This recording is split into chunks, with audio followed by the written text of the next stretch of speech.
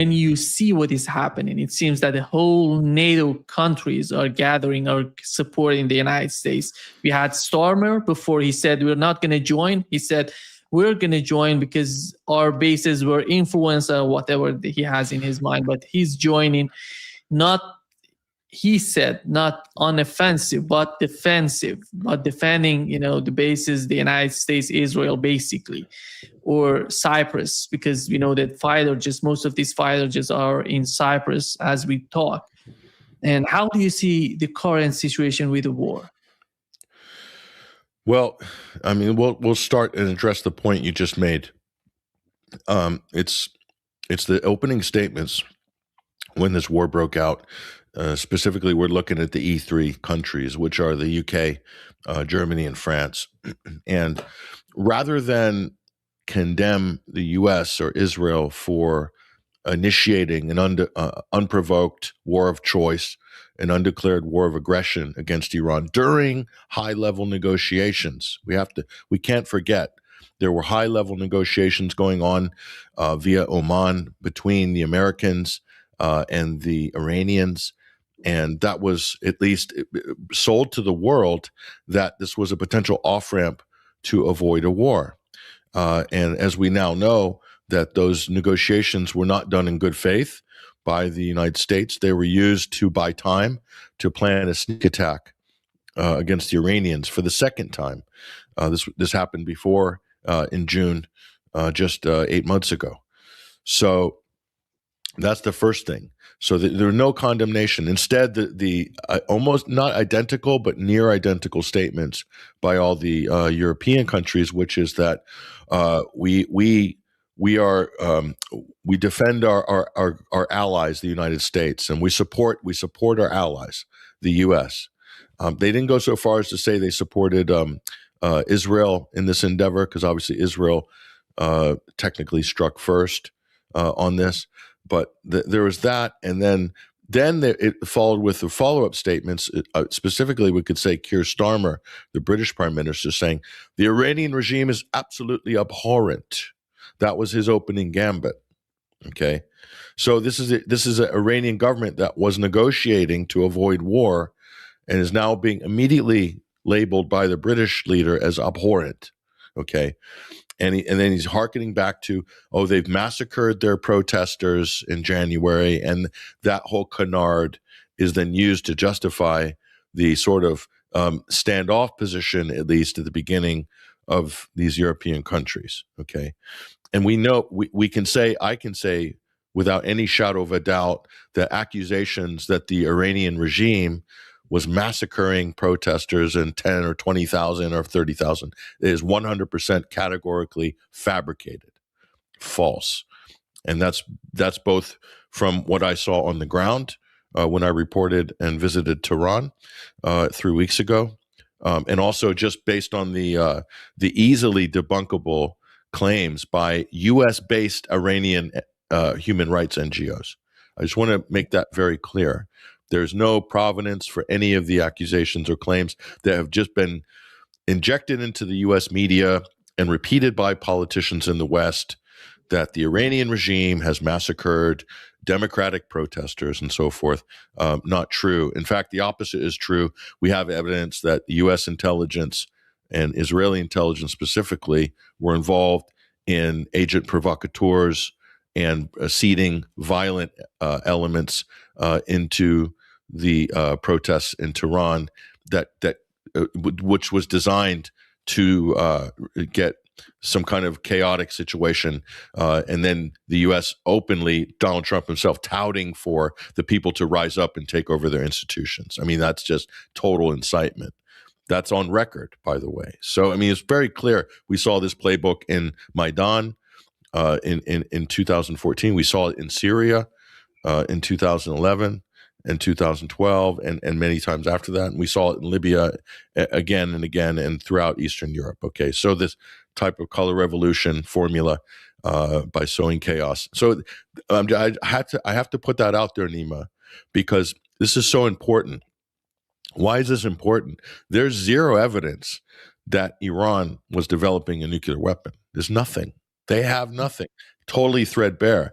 They didn't have anything during the whole JCPOA negotiations period.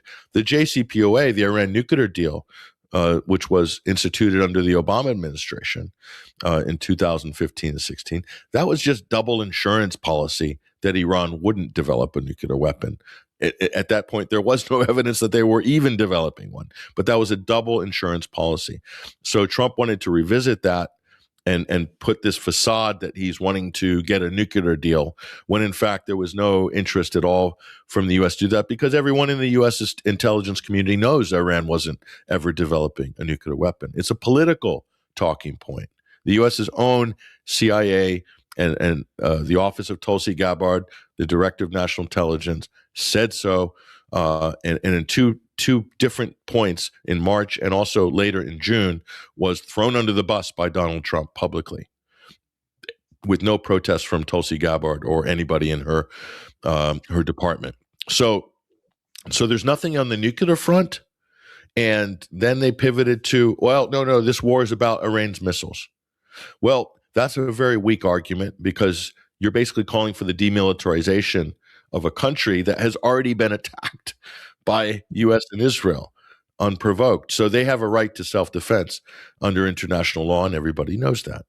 So then now we're left with the democratic protesters that were savagely massacred by the regime. This is the most important point, because even if you're a MAGA anti-war, a neutral non-interventionist, okay, or an isolationist or whatever, you still will back this war, because, and they use the exact same psychology in the information war to prepare for the Iraq war, for the war in Libya, for the war in Syria, is that, well, we're against the war, but it's better that Saddam is gone.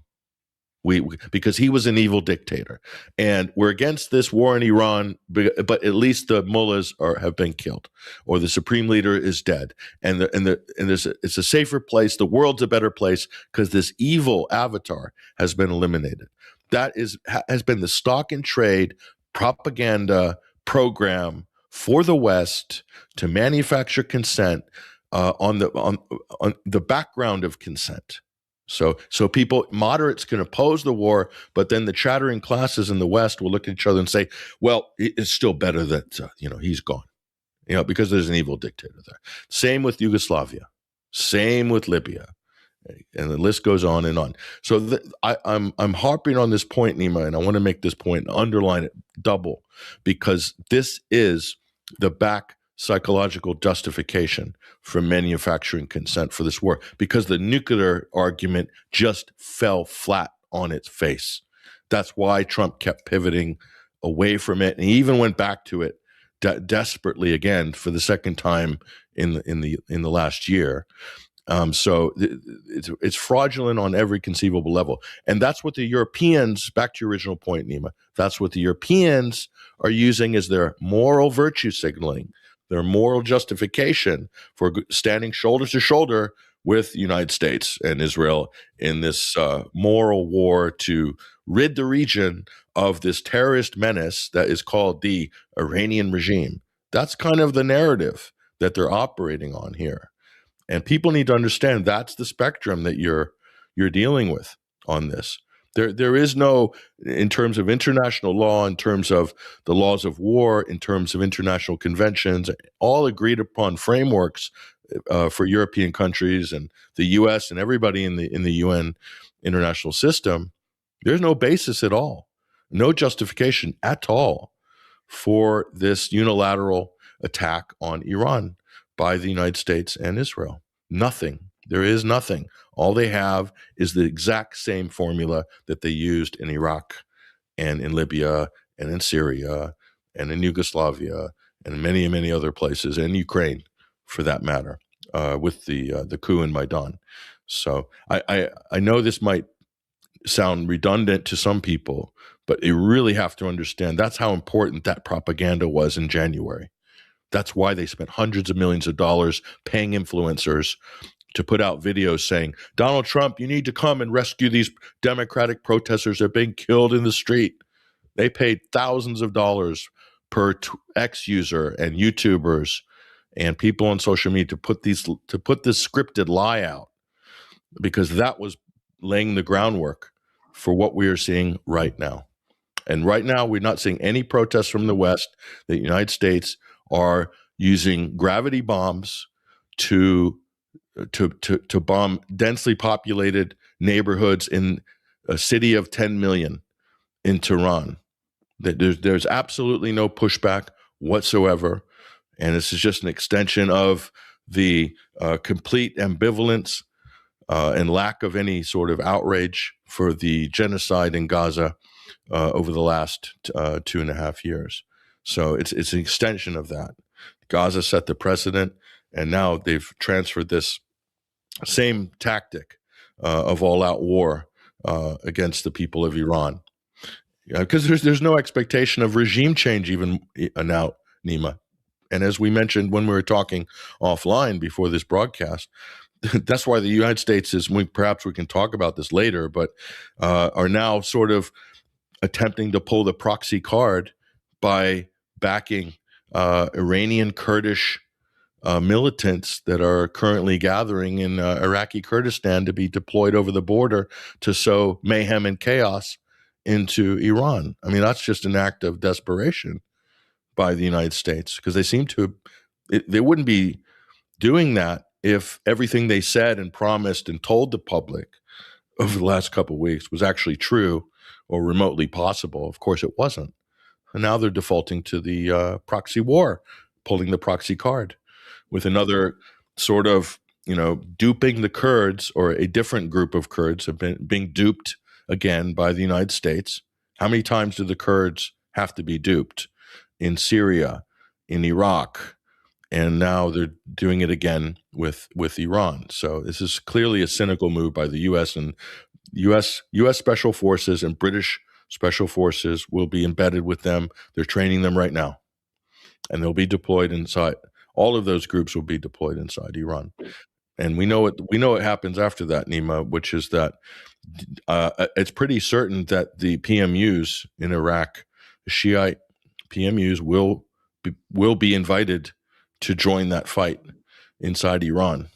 I have no doubt. And then that brings up the prospect of a civil war in Iraq. And the Iraqi Kurds they're trying to maintain this position of neutrality. The Barzani-led KRG, they're trying to maintain this position of neutrality, but I don't see how they can be neutral anymore, pretend to be neutral, because they're hosting U.S. operations, overt and covert. They're hosting Israeli intelligence, and they're using it as a lily pad to jump and attack Iran.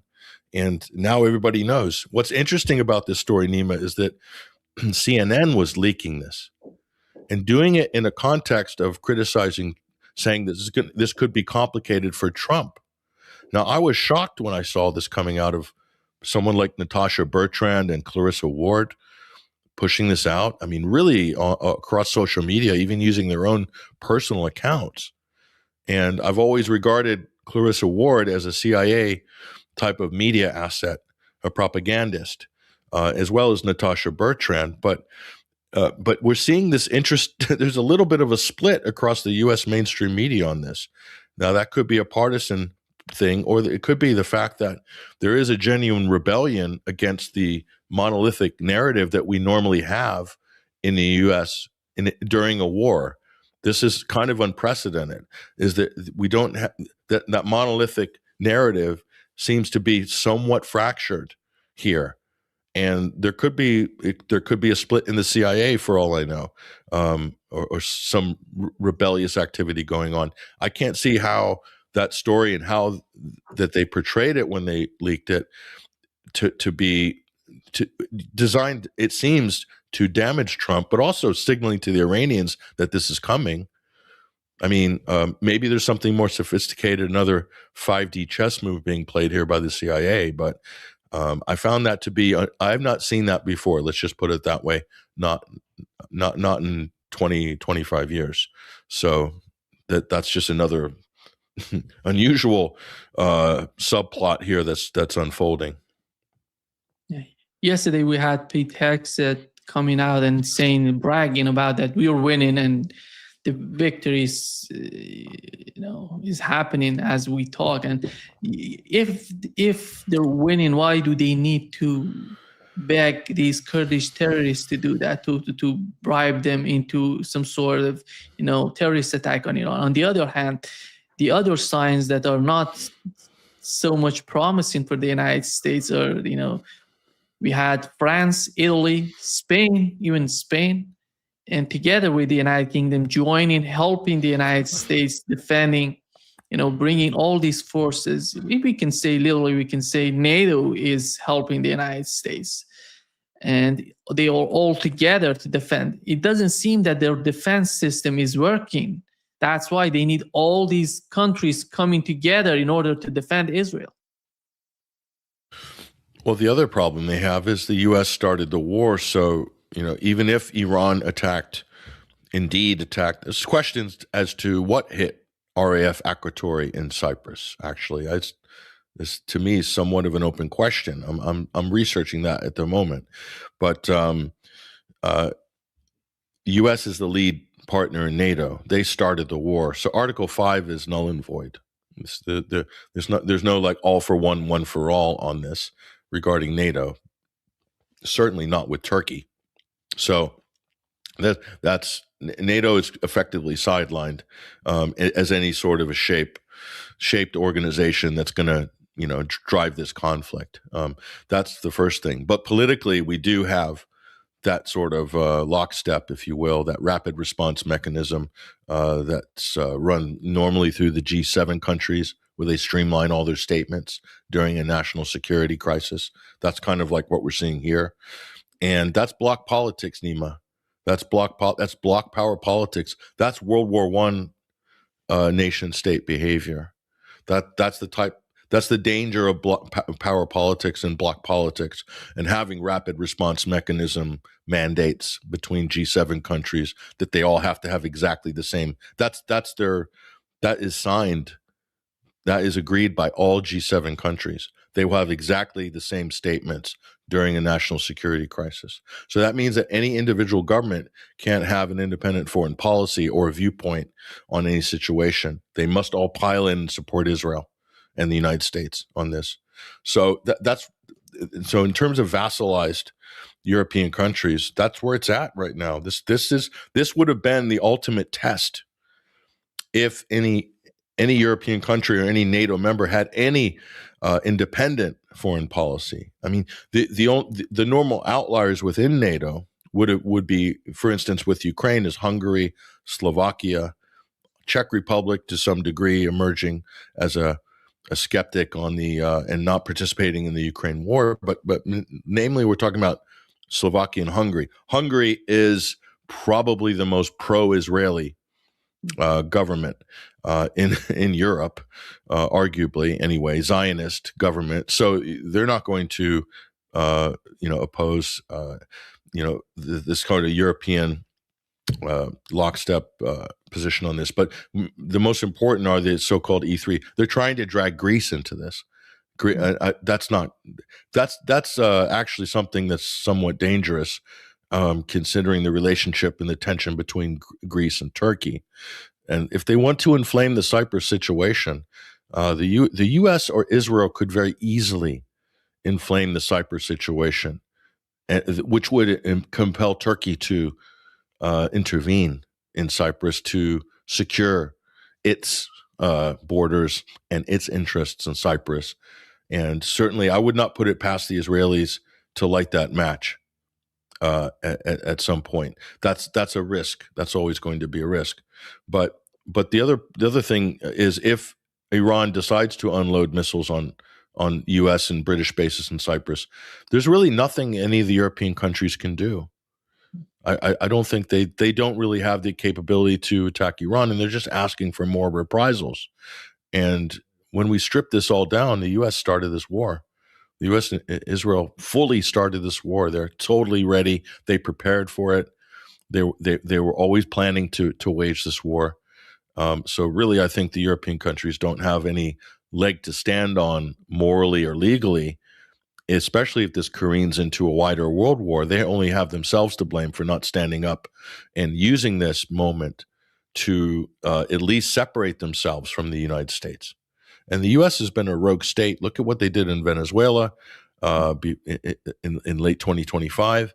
I mean, that's just a complete abrogation of international norms, and then stealing the oil, openly bragging about hijacking tankers and seizing the oil and selling it for cash and keeping the money. I mean, that's just piracy, open piracy. So this is really a breakdown of the international system right now that I think is equivalent to the breakdown of the international system in 1938. And while the West likes to fetishize and wag their finger and accuse everybody of being Hitler and accuse every single flashpoint as being the Sudetenland, the reality is that if you want to transpose a 1938 narrative on this situation, the United States is Nazi Germany and Israel is Nazi Germany in 2026. So if you want to do that that comparison, that analogy, then it's pretty clear who Germany is. And Germany is historically recognized as undermining and ultimately destroying the concept of the League of Nations, and was the impetus for the creation of the United Nations and all of the international framework that came post World War II. So the United States is the violator. They're the instigator. They're the aggressor, and Israel is their sort of partner in this. So those are the threats to world peace. It's the United States and Israel. There's no doubt. There should be no doubt in anyone's mind. It's not Russia. It's not China. It's not Iran. It is the United States and Israel is now threatening global stability. They're threatening the global economy. And we're not far from one of those two countries threatening to or openly touting to use nuclear weapons if they don't get their way, or if they're backed into such a corner that they need to save face and stave off a loss, a relative loss anyway, in this military venture which they themselves have started. So that is very comparable to World War II. But obviously the masks have flipped. It's not the Allies and the Axis powers have flipped on this occasion. I think, Patrick, what is happening in the Strait of Hormuz and may happen in the Bab el-Mandeb in the Red Sea that could bring some sense of this. You said World War. What is that? And if you see all these Arab states being attacked by Iran because of their American bases, the American bases in these Arab states were not defending those countries. They were used to attack Iran. They were used to defend Israel. They were just being used as something like, we can use them and trash them, throw them. And what is your understanding of what's going on in the mind of these Arab states? That's a great point, Nima. And if you look at the U.S. military posture around the Persian Gulf and throughout the Middle East and Central Asia and in the Indian Ocean, and the narrative is that this is to provide collective defense for the region, to secure U.S. interests, to secure the interest oil, the production and distribution of energy, oil and gas, specifically with regards to the Gulf states and other U.S. allies in the region. That's been the story, and maybe that was true, Nima. Maybe that was true during the peak of the petrodollar, and when all of these Gulf states were almost single-handedly responsible for propping up the U.S. dollar by reinvesting and buying U.S. debt from the proceeds of their oil sales and so forth, and then they're having their sovereign wealth funds and so forth tied to Wall Street and U.S. banks. That might have been true, but what we witnessed, and this is very important that people understand historically the context. Iran's missile attacks on Israel, Operation True Promise 1, 2, 3, and now True Promise 4. These have been perfect demonstrations as to the true nature of the U.S. positions in the region. And the U.S. positions in the region are not to provide defense for the Arab states. That's what they tell the Gulf Arabs. That's what they tell the world. It's a narrative that's nice and palatable, but the reality is we saw it activated. This was activated in order to defend Israel, to provide missile defense for the state of Israel. And if you think about it, a tiny little country like that requires this massive, broad defense perimeter that stretches from the Eastern Mediterranean down to Diego Garcia, down to Djibouti, up to Incirlik Air Force Base, and all the way over to, Afghanistan, you could say, or Central Asia.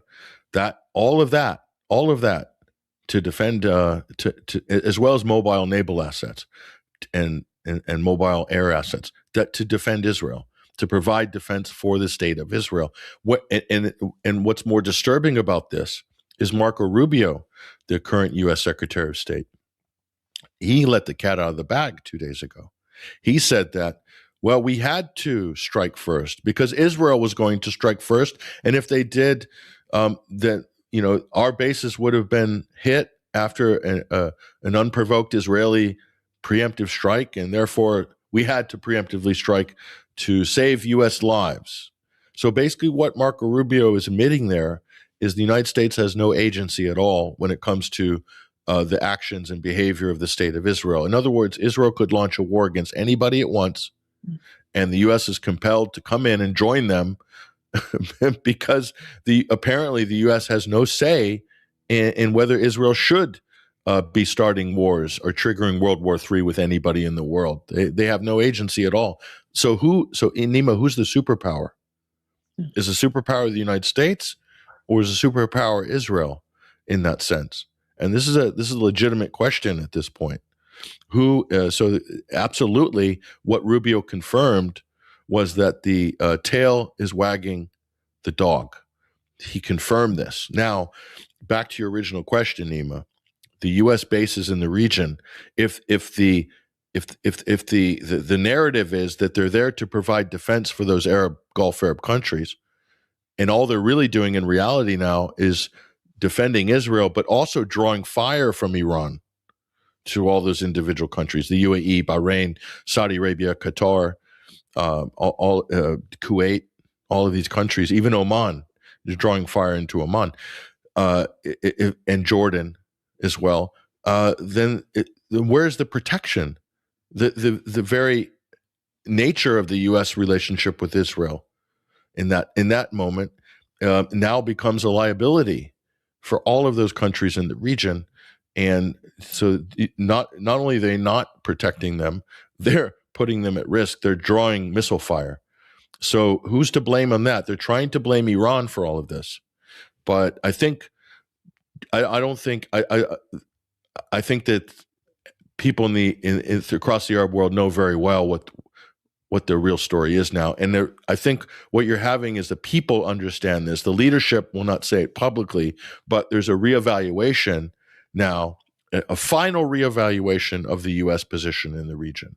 And this is really the last opportunity that I think Israel had under Donald Trump to mount such an audacious attack against Iran. I think it was well known that the geopolitics of the region are changing, that global capital was backing the Arab countries in all of their technological and financial aspirations, that it was a better investment there than it was for this colonial settler apartheid state.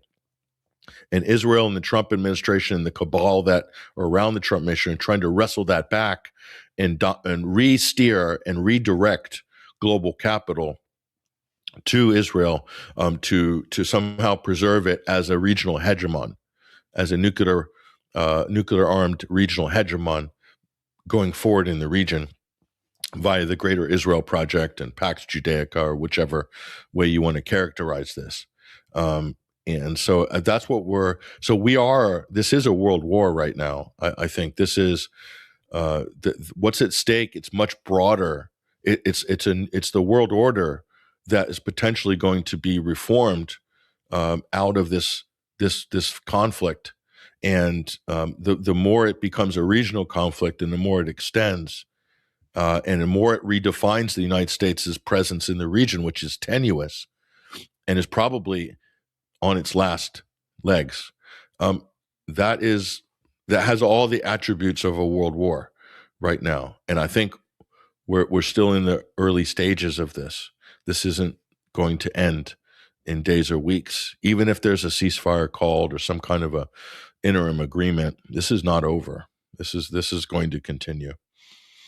I think that there are signs out there that you see MBZ, Mohammed bin Zayed, calling Putin instead of calling Donald Trump, because they feel, we are talking about UAE. We know how close UAE is to Israel and how they were some sort of the best allies of Israel in the Middle East.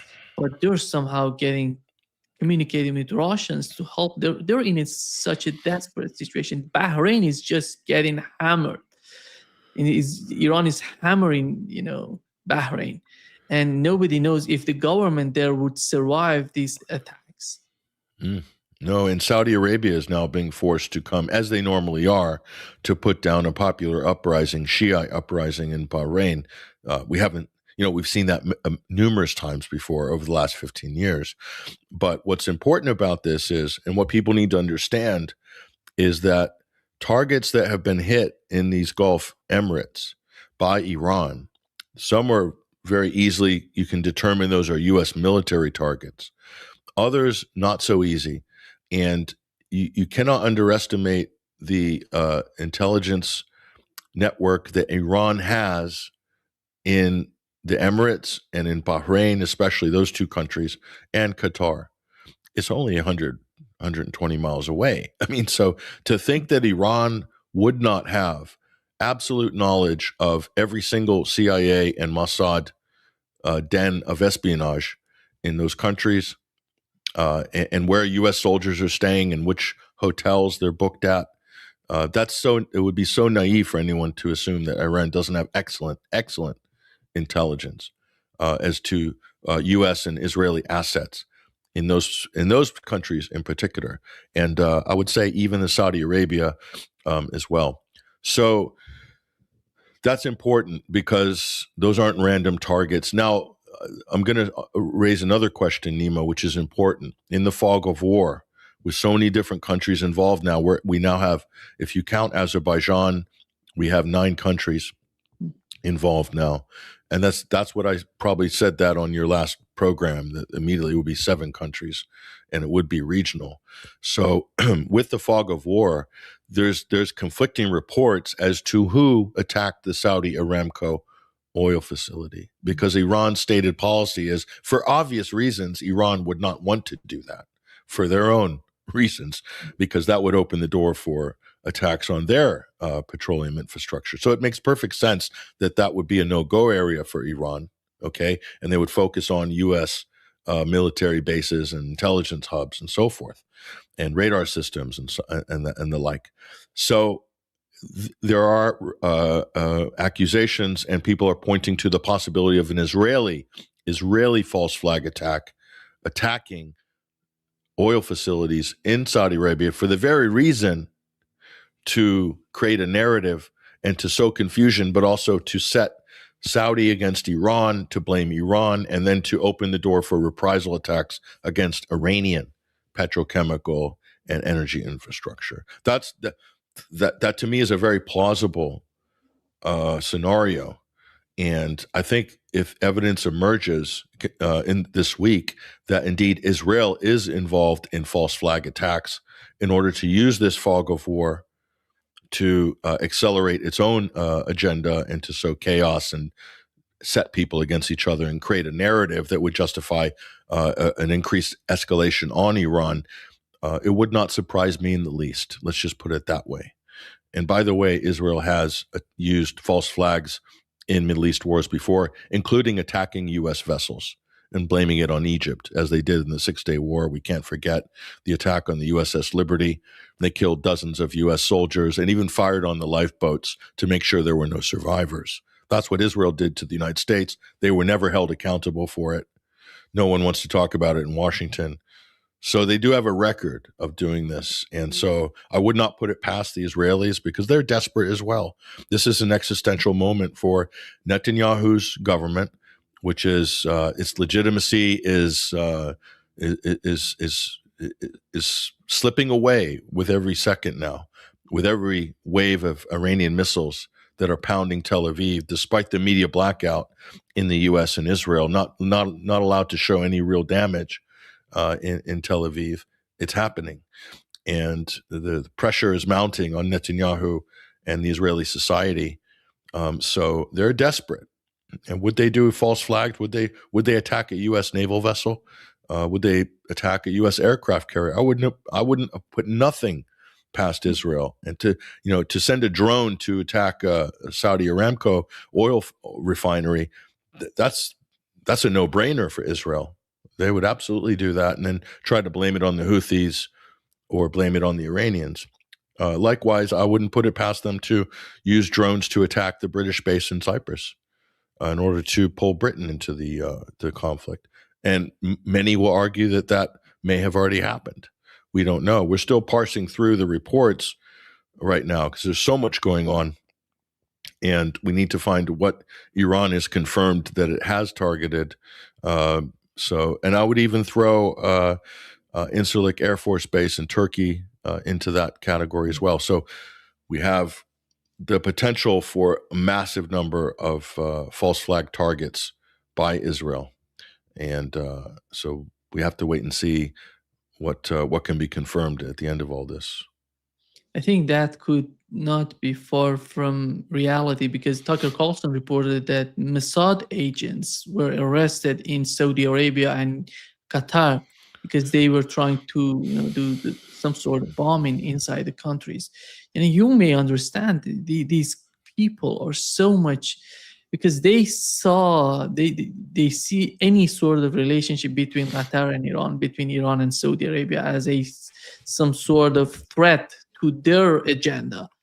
Because you remember, Patrick, before October the 7th, they were on the path of normalizing relationship with these countries. So this is the best opportunity for them to improve that picture. And that's why I think they're using this war as some sort of chaos under which they can make some sort of bombing inside this country, destroying them and saying that Iran was doing this. Yeah. And not only that, think, Anima, if you studied the Ukraine conflict over the last 4 years, there were incidents where Kiev, in response to an incoming Russian attack, fired anti-aircraft or anti-missile defense, be it from a U.S. Patriot battery or whatever, and the errant missile had hit an apartment block in Kiev, and then that was used as the news highlight, that Russia is attacking civilians in Kiev. And this was just on heavy rotation, used in every single news montage and video. The same thing can be said for the UAE, because they were also launching air defense in response to Iranian incoming salvos on U.S. positions in the UAE. And it's very possible that they could have that situation where their air defense errant. This is very common. It can happen. It does happen, and would hit an apartment block and so forth. Because I know that Jumeirah Beach, very high-end neighborhood in Dubai, like one of the highest end neighborhoods in Dubai, was hit. So hit by what exactly? And the problem is the United States is also attacking Iranian's national state broadcaster and trying to prevent Iran from having any media communication during this. So if the Iranian government wanted to make an official statement as to what they did or didn't target, or if they believe that a UAE anti-missile defense munition, went wrong and hit an apartment block in Dubai or something like that, they wouldn't be able to make that statement publicly and not in a timely fashion. And so then that just gets swallowed up into the fog of war and becomes grist to the mill for Western propaganda, basically. That's kind of what happened in Ukraine.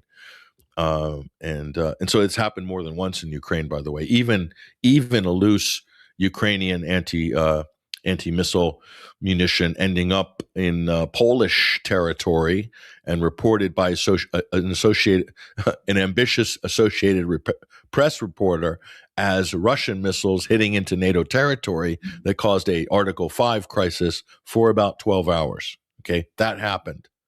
So we have plenty of opportunities for this type of problem and confusion, especially with the U.S. that it seemed and Israel seemed to be part of the strategy is to destroy the Iranian media.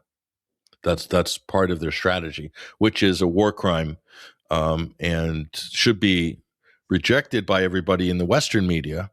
And it's opening the door for absolute total warfare and chaos, because if those are the new rules of war, then there's nothing. They're not even interested in regime change at this point. It's really opening the door for a lot of confusion and chaos that I think Israel would seek to capitalize on to increase their position and their leverage, as you said, to reverse their losses with all of these countries slipping out away from the Abraham Accords, trying to pull them back by accentuating an Iranian threat against them, when in fact we know it's the U.S. bases that are drawing the fire. It's quite obvious to anybody who's looking at it objectively.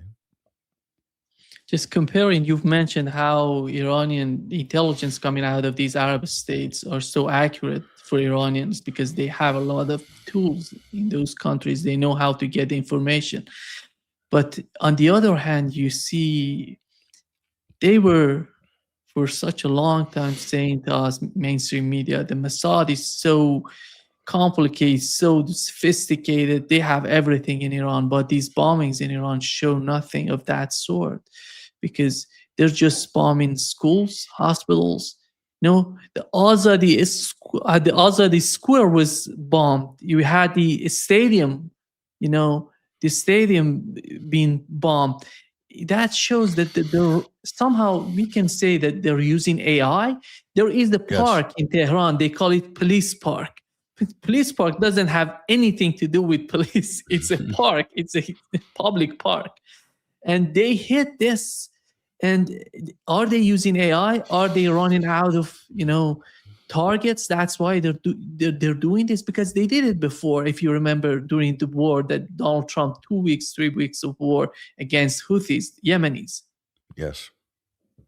The answer, Nima, is yes. They are using AI. This has already been reported. And they've been using AI in Gaza for 2 years. And this is an important point. On Gaza, there's a U.S.-Israeli joint command center. A U.S.-Israeli joint command center located in Israel with U.S. Pentagon staff, there with ranking Israeli military staff. And they're using AI to generate target lists, okay?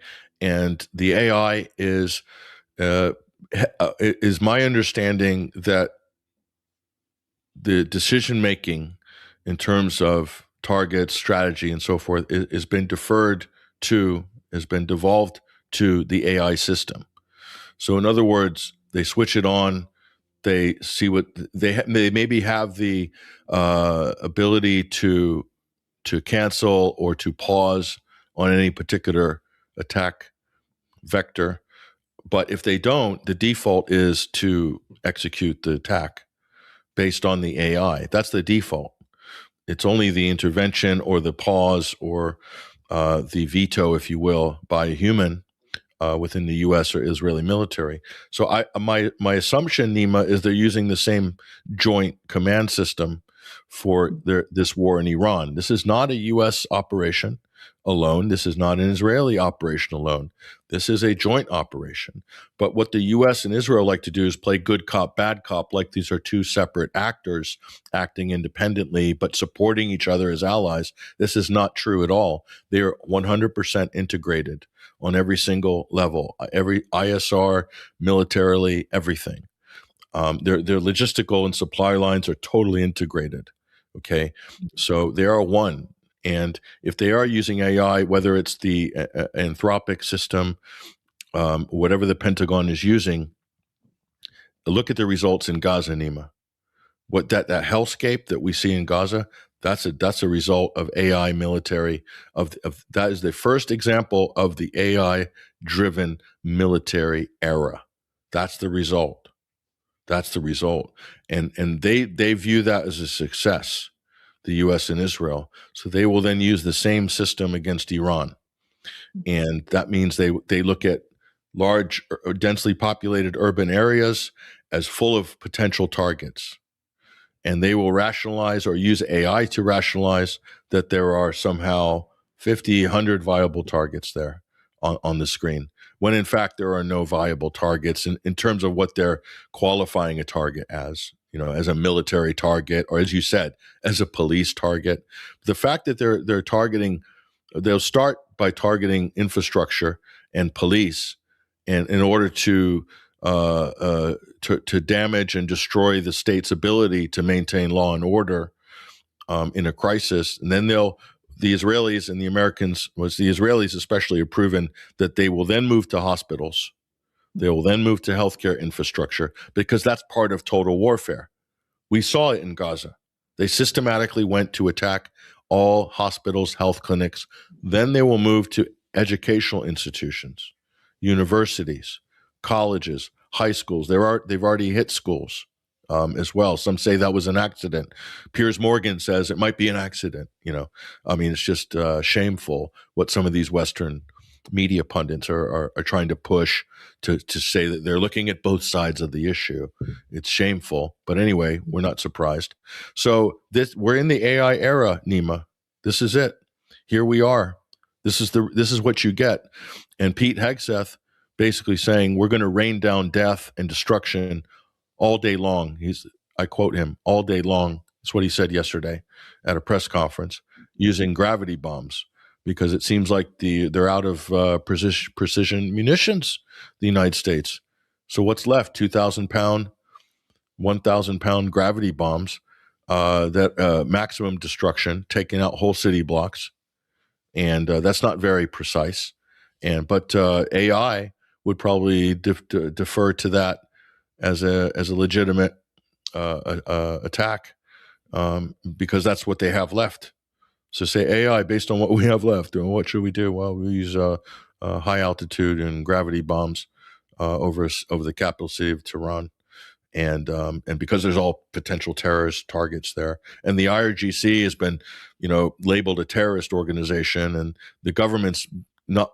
I can't wait till they, proscribe the Iranian government somehow, the state or the foreign ministry, as a terrorist organization. I mean, it's just we saw them do this to Russia, to Hezbollah, the political wing of Hezbollah, and this is what they're doing to Iran. They're criminalizing the entire society under their sort of fake terrorist designation, which the U.S. and Israel and their allies use in order to suspend due process. That's the whole point of the terrorist prescription. It's not because these are terrorist organizations, and it's not because Iran is the number one state sponsor of terror in the world. That's a complete lie. The only real sponsor of state terror in the world, if you want to be accurate, is the United States of America, is the number one state sponsor of terror in the world. And the number one financier of terror in the world are the Gulf states. And the U.S. proved that in Syria. That was the biggest terrorist army ever assembled. Al-Qaeda, various affiliates, ISIS, etc. And the U.S. spent billions of dollars trafficking weapons into Syria, and the Gulf states picked up the bill. Qatar specifically. Probably Saudi Arabia and Kuwait as well paid their fair share to destabilize and ultimately collapse the government and the country of Syria, and literally install an Al-Qaeda leader, the former deputy head of ISIS, as president in Damascus, and then invite him to the White House for a selfie in the Oval Office, Al-Qaeda leader with the president of the United States. The U.S. has shown publicly that they are the biggest state sponsor of terror in the world, and they're trying to, because Hezbollah is a national defense militia for South Lebanon that only exists because of an Israeli occupation. but they're labeled as terrorists because the Israeli lobby have put heavy pressure on the U.S. government and the British government and the French government and the EU to label them as a terrorist organization, even though they're a defense militia for South Lebanon. Okay, Hamas is a national liberation struggle, clearly under occupation. So Hamas, Hezbollah are protected under the letter of international law as a legitimate armed defense or armed liberation struggle, which is recognized as a right under international law, but politically designated as terrorists by the U.S., the U.K., France, Germany, etc., and the EU.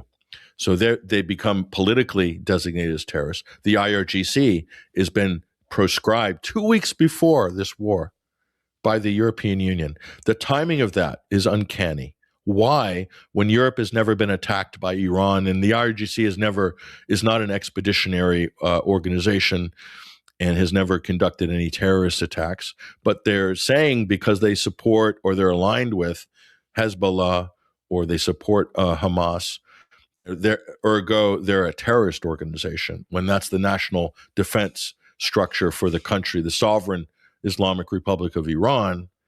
Then they don't have to negotiate with them. Then they don't have to observe any laws domestically or internationally, and that any civilians that are killed targeting the IRGC are collateral damage in the global war on terror. Ergo, there's no legal recourse for those civilians that have been killed, because as far as the U.S. and its allies and Israel are concerned, it's under the aegis of the war on terror. So the term terrorism has been weaponized to such a perverted and insane degree that the result of which we just have to look at the landscape pictures of Gaza. That's the result of the abuse of this term and the weaponization, the political weaponization of the U.S., its allies, and Israel of the term terrorism, when it's quite obvious to anybody with like a room temperature IQ that what Israel and the U.S. have done to Gaza, for instance, is the most audacious act of terrorism ever carried out in full view by anybody during the modern era against the native Palestinian population. I mean, there's no other way an intelligent and honest person can summarize what we've seen there. That's the reality. But they've inverted it, and they're using it to justify this war now. This war is being justified with the same trick, this political parlor trick that lets everybody off the hook and allows them to do carte blanche, to kill, to bomb, to target, to destroy, and allows them to even devolve to AI systems in a war on what they say is a war against terror. They say that the reason I even heard back to, I don't want to harp on Piers Morgan, but Piers Morgan is like he's the clarion call, if you will, for Western propaganda. And while he modulates himself very cleverly to make sure he's not completely lost on his audiences, he'll say that Israel has a right to attack Iran because he said Iran has called for the destruction of Israel. Okay. And he'll say that Iran supports Hamas, who are trying to destroy Israel. And he'll say that Iran supports Hezbollah, who are also trying to destroy Israel. That's the sort of distorted narrative that's used to justify this war by people like Piers Morgan. Okay. This is completely disingenuous at best and completely out of the bounds of logic on another level, whereby Hamas and the Palestinians destroying Israel. I think it's the other way around. Look at what Israel's doing to South Lebanon. So no recourse for the hundreds of thousands of homes that have been vaporized over the last year and a half by Israel. I don't know how many tens of thousands of Lebanese have been murdered. They're taking out city blocks right now in Beirut.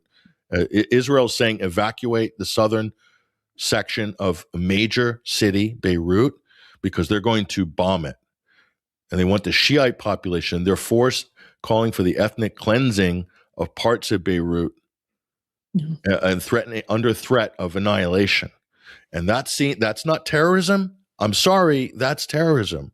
That's the pure, unadulterated definition of terrorism. It's not state-sponsored terrorism. It's state-enacted terrorism, state terrorism by Israel, backed by the United States with U.S. weapons, U.S. planes, U.S. guidance systems, U.S. satellite relays and communication and targeting. That's terrorism.